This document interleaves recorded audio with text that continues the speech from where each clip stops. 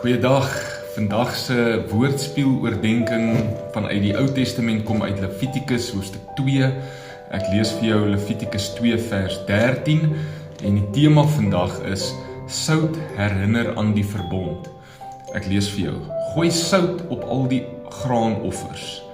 Dit sal aan God se verbond herinner. Moet nooit vergeet om sout by jou graanoffers te gooi nie.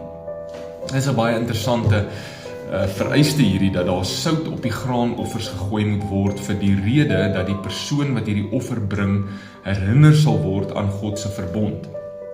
Daar word nie verder hierop uitgebrei nie, maar dit laat my natuurlik dink aan Jesus se woorde in Matteus 5 dat ons die sout van die aarde moet wees. Was dit nie presies die doel agter die verbond wat God met Israel gesluit het nie?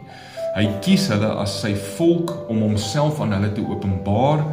Hulle sal hom beleef, hulle sal hom leer ken, dit alles in die midde van 'n klomp ander volke wat goddeloos is, wat afgode dien, wat God glad nie ken nie.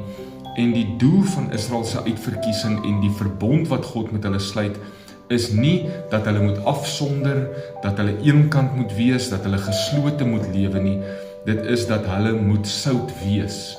Deur hulle wil God die kennis van sy heerlikheid aan die nasies bekend maak, sodat hulle hom ook sal ken.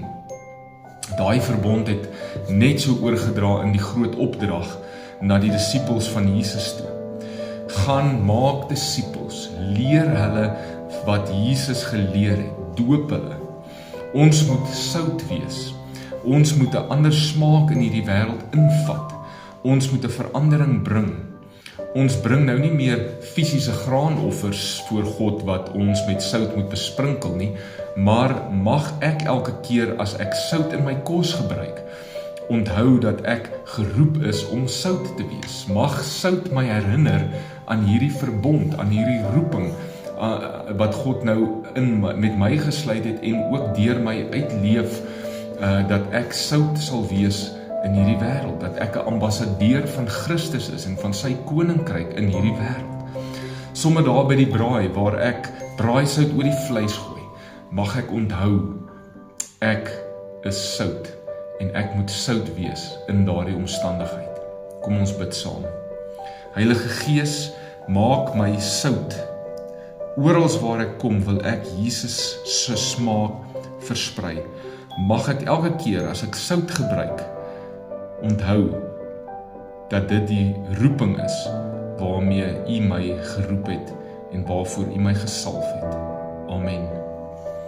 Mag jy 'n wonderlike dag geniet en mag die Here jou seën. Tot volgende keer.